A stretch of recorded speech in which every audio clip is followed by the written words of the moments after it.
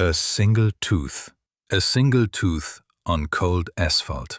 October 12, 1985, 9:47 p.m. Marcus "Crick" Henderson, a 23-year-old street robber, pointed his .38 caliber pistol at a man wearing a $3,000 suit in front of one of Manhattan's most expensive nightclubs. He wanted the $15,000 Rolex. He expected fear. He expected obedience. He expected a quick robbery and an easy night. Instead, the man across from him looked at the gun. He looked at Henderson's trembling hands. He looked at his tense eyes. And he laughed. He laughed, a real laugh, as if someone had told him the funniest joke of his life, the kind of joke that's funny precisely because it's absurd. No one knew, the FBI files won't tell you this, that the man standing in front of Henderson that night was no ordinary rich guy. That man was the rising star of the Gambino crime family. The man who, in a few months, would take over the most powerful mafia family in America. The man who could wipe Henderson off the face of the earth with a single phone call. That man was John Gotti. And what happened in the next 3 minutes would become legendary on both sides of New York's underworld. The harshest lesson in the difference between street crime and organized crime, between thinking it's dangerous and actually encountering someone who is dangerous. If this story has already caught your interest, hit the like button and subscribe. Now let's continue, because the truly shocking part is yet to come. To understand what happened that night, you first need to understand who walked out that door. In October 1985, John Gotti was 44 years old. He had risen to the position of captain in the Gambino crime family, and at a time when other mafia leaders preferred to hide in the shadows, Gotti was doing the exact opposite. He chose to be visible. With his expensive suits, perfectly slicked back hair, and confident stride, he walked the streets of New York like a movie star. But the power behind him was of a kind Hollywood could never dream of. Gotti's power didn't come solely from his fists. It came from a network of relationships built over decades, from operations generating millions of dollars a year, from an authority that could change the atmosphere in a room with a single glance. There was a rule on the street. Anyone who heard Gotti's name either respected him or learned to respect him the hard way. There was no third option. That evening, Gotti was at a place called Rainus, located on Park Avenue. It was one of Manhattan's most exclusive nightclubs, the kind of place where the rich looked rich. Celebrities mingled with businessmen, and even getting through the door was a status symbol. The kind of place where people spent their weekly paychecks to get past the velvet rope. Gotti was inside that night, with a few close associates. He was holding meetings that looked like socializing, but were actually business. He was strengthening his relationships. He was making himself visible, because for Gotti, visibility was power. Around 9:45, Gotti decided to leave. He said his goodbyes to the important people. He promised to stay in touch. Then, with that unique ease of someone who owned every space he occupied, he made his way toward the exit. He was wearing what was probably a $3,000 custom-made suit. On his wrist, a gold Rolex Presidential, worth about $15,000. On his feet, Italian leather shoes. Every detail screamed success, power, and decades of accumulated wealth. His car, a black Cadillac, waited in the parking lot next to the club. His bodyguard, Tony Moscatiello, walked a few steps ahead. Gotti scanned the surroundings before stepping onto the street. This wasn't paranoia. It was the practical awareness of someone who knew that being visible made you a target. Gotti stepped out of Rainer's door into the cool October night air, and at that very moment, Marcus "Quick" Henderson made the worst decision of his life. Now let's look at Henderson, 23 years old, from Harlem. He'd been involved in street-level operations his whole life, small-scale drug dealing, the occasional robbery, whatever it took to meet needs that legitimate work couldn't cover. Henderson wasn't particularly successful at crime. He had no connections to any major organizations. No one took him seriously. But Henderson had one problem. His confidence far exceeded his actual capabilities. In recent months, he had successfully robbed several people. Most were other street-level operators, people who couldn't report him to the police because of their own illegal activities. He had taken jewelry, cash, whatever they were carrying. No one had effectively resisted him. No one had made him pay for his choices. This success, however modest, had convinced Henderson he was good at what he did. He believed he could identify targets, extract value through intimidation, and understand the criminal hierarchy. He was wrong about all of it, but he would learn his mistake too late. That Saturday night, Henderson was in Midtown, looking for an opportunity. He had positioned himself near Reynos, because he knew people leaving expensive clubs carried expensive items. They would have been drinking, less alert, easier targets. When Gotti emerged from Reynos and walked toward the parking lot, Henderson saw this: a well-dressed man, an expensive watch, probably carrying a significant amount of cash, probably under the influence of alcohol, seemed alone, except for one person. What Henderson didn't see, didn't know to look for, didn't understand the significance of, was who John Gotti really was, and what approaching him would mean. Henderson made his move. Henderson strode quickly toward Gotti. As Gotti walked toward his Cadillac, Tony Moscatiello immediately noticed Henderson. His training and experience kept him alert to anyone approaching Gotti with determined steps. But he didn't intervene right away, because people often approached Gotti in public, to talk, to ask for favors, to pay their respects. Henderson closed the distance to about 10 feet. He reached inside his jacket. He pulled out a gun, a .38 caliber pistol, obtained through channels that required no official registration or background check. "Don't move," Henderson said. His voice carried the forced aggression of someone trying to sound more dangerous than he actually felt. "I want your money. I want your watch. I want your wallet. Everything valuable on you. Don't make me repeat myself." Tony Moscatiello immediately moved to step between Gotti and Henderson.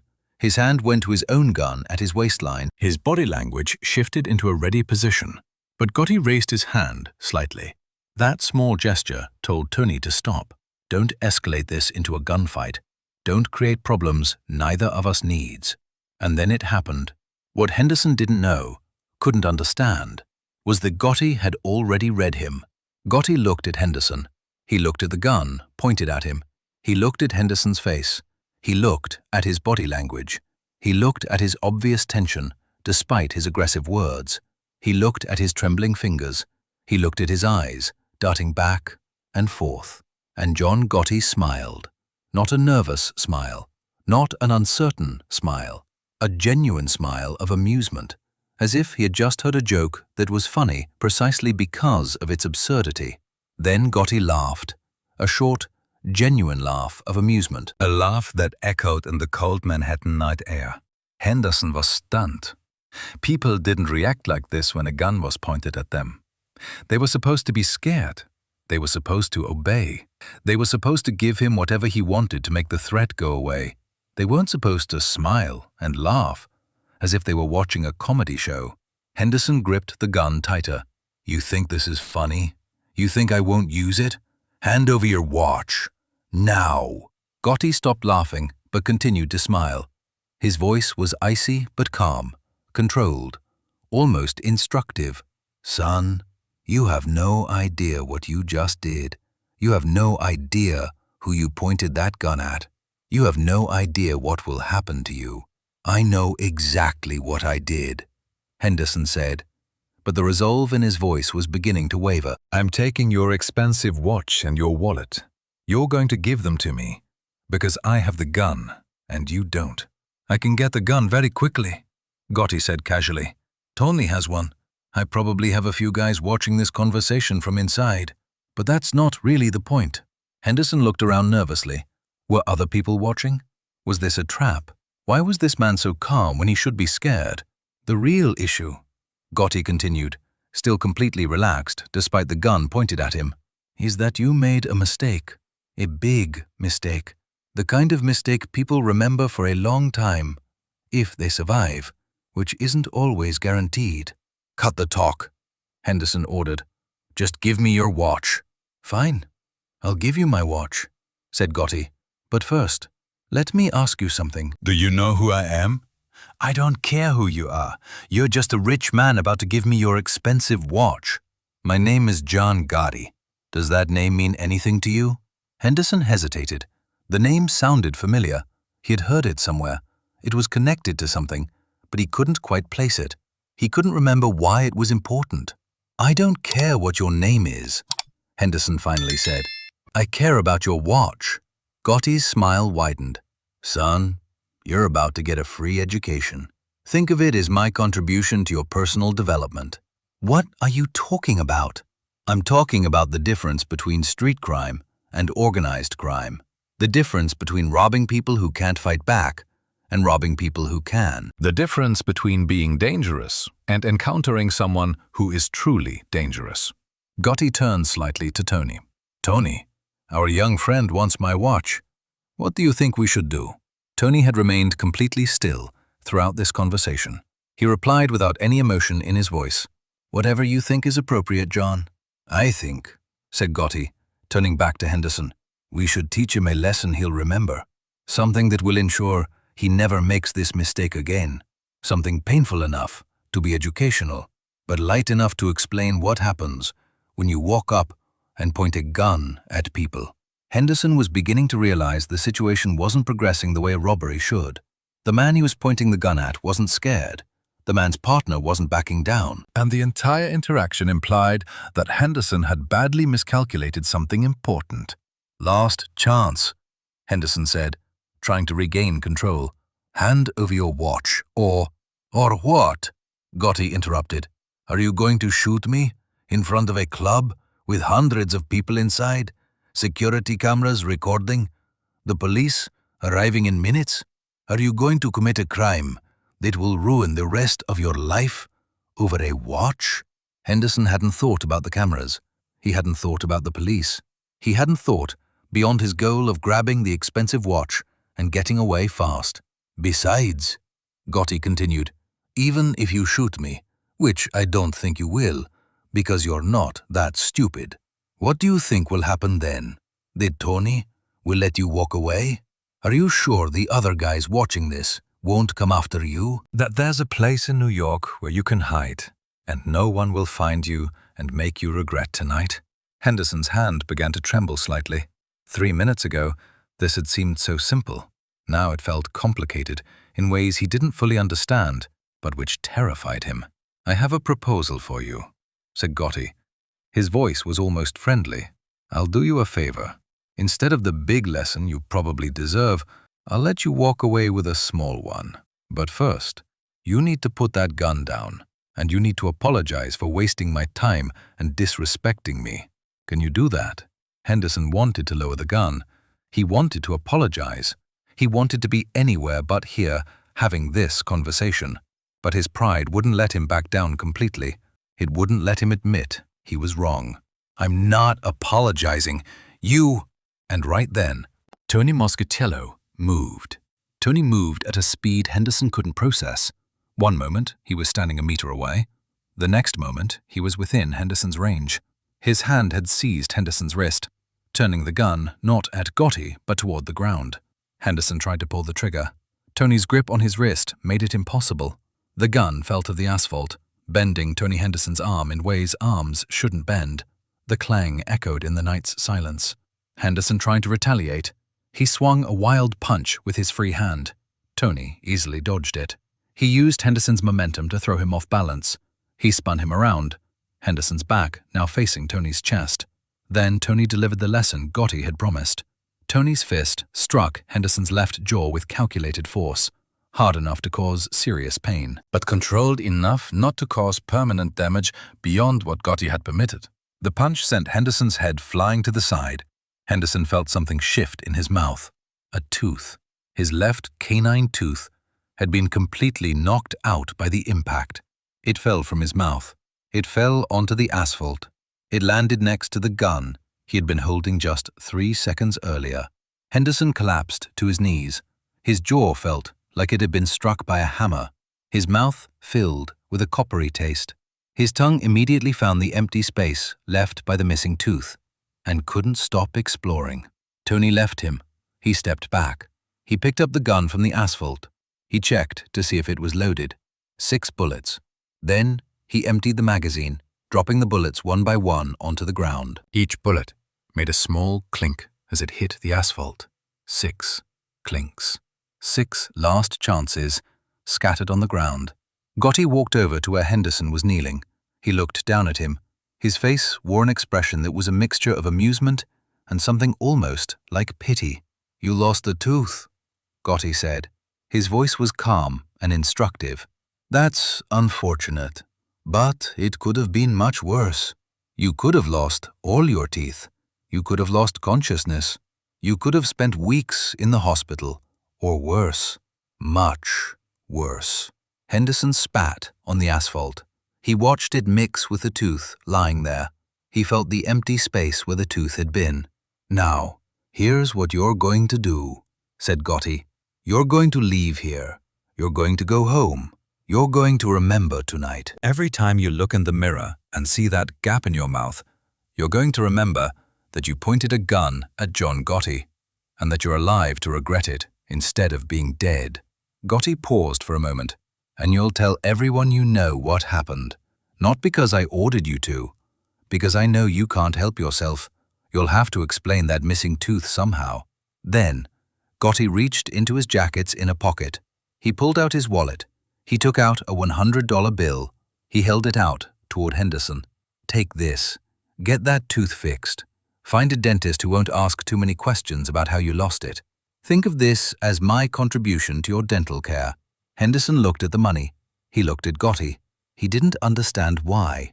Why was the man he was trying to rob giving him money for dental work? "I don't want your money," Henderson said through his damaged mouth. "I'm not giving you a choice," Gotti said. "Take the money, get the tooth fixed, and remember this lesson every time you think about pointing a gun at people you don't know. Because next time, if there is a next time, you might not meet someone as generous as me. You might meet someone who reacts differently to disrespect." Gotti dropped the $100 bill on the ground, next to the tooth Henderson had lost. Then he turned to Tony. "We're done here. Let's go." They walked to the Cadillac. They got in. They drove off. They left Henderson kneeling on the asphalt, his tooth missing, his gun empty, and his understanding of how the criminal hierarchy really works shattered. Now, if this story shocked you, leave a comment and tell me, should Gotti have acted differently? What would you have done in Henderson's place? And if you're not subscribed, what are you waiting for? We publish these John Gotti stories every week, and the next one is even more shocking. Henderson sat on that asphalt for maybe 5 minutes after Gotti left. He was trying to make sense of what had just happened. He was trying to understand how a simple robbery had turned into a humiliating lesson that left him with a permanent void in his mouth and a $100 bill he didn't want but desperately needed. Finally, Henderson took the $100. He took his tooth, knowing it couldn't be reattached after lying on the asphalt. He gathered his empty gun and the scattered bullets. He left the parking lot before security or the police arrived. Henderson spent the next week researching who John Gotti was. What he learned horrified him in hindsight. A captain in the Gambino crime family, connected to operations generating millions of dollars a year. A commander of respect and authority who made Henderson's street-level activities look like child's play. Henderson had pointed a gun at someone who could have eliminated him with a single phone call. Someone who could have wiped him out completely. Someone who could have taught him far more serious lessons than a missing tooth. Henderson used that $100 for dental treatment, a temporary fix from a neighborhood dentist who served people needing medical care without official documentation. The permanent gap remained visible every time Henderson spoke or smiled, a constant reminder of October 12, 1985. Henderson never attempted another robbery. He never pointed a gun at anyone again. He found legitimate work as a laborer in construction companies. He completely distanced himself from criminal operations. When people asked about his missing tooth, Henderson made up various explanations like a dental accident or a sports injury. But those who knew Henderson from the street operations knew the real story. At least, they knew the versions that were told and retold, embellished and altered, but all conveyed the same core truth. Henderson had made a catastrophic mistake and, as a result, was extraordinarily lucky to escape with only a missing tooth. The story spread like wildfire in New York. In Italian neighborhoods, people told it as an example of Gotti's confidence and knowing when to be merciful. Gotti laughed at the gun because he knew he was protected. He gave the kid money because he could afford to be generous. That's real power. In black neighborhoods, people told it as a warning about understanding who you're dealing with before making a move. He tried to rob someone way above his level. He should be thankful he only lost a tooth. He could have lost everything. In police circles, detectives discussed this as an example of Gotti's growing boldness and public visibility. Most mob guys get angry when confronted with a gun. Gotti laughed. That tells you how confident he was. Years later, people asked Gotti about the Henderson incident. Why he laughed. Why he gave him money. Why he let Henderson walk away. Gotti's explanation revealed his thoughts on when power, respect, and violence were necessary, and when they were wasteful. The kid didn't know who I was. He didn't know what he was doing. He saw the expensive suit and the expensive watch and thought that made me an easy target. He made a mistake out of ignorance, not deliberate disrespect. What good would it have done to have Tony seriously hurt him? The kid was nobody. He didn't even know he was challenging me, because he didn't know I was an authority to challenge. It would have been a waste to impose harsh consequences on someone so ignorant, but I couldn't completely let it go either. I couldn't let someone point a gun at me without consequence. That would have looked weak. We gave a measured response. Painful enough, memorable enough, educational enough, but not enough to create problems I didn't need. A missing tooth is a permanent reminder. Every time Henderson looks in the mirror, he remembers what happened. Every time someone asks, he has to decide whether to tell the truth or lie. Either way, he's reminded. I paid because it sent a different message, that I was capable not only of violence, but also of generosity, that I distinguished between those who deserved harsh punishment and those who simply needed education. That confusion, a mix of fear and gratitude, is more effective than fear alone. The Henderson incident became a classic story not because it was John Gotti's most important operation or greatest success, but because it captured the essence of how he thought and acted. Power comes from being capable of violence, but also from the common sense to know when violence is necessary and when it is wasteful. What happened outside Rainey's nightclub on October 12, 1985, lasted about 3 minutes, from Marcus Henderson approaching John Gotti to ending up on his knees with a missing tooth. Those 3 minutes taught lessons that lasted much longer. Henderson learned that the criminal hierarchy is real and must be understood before operating within it. Other street criminals learned that some targets were beyond their capacity, and John Gotti demonstrated that power comes as much from confidence as it does from violence, that laughing off threats can be more effective than responding with sudden aggression, that measured lessons yield better results than excessive punishment, and that generosity, when offered by someone with real power, could be as terrifying as brutality.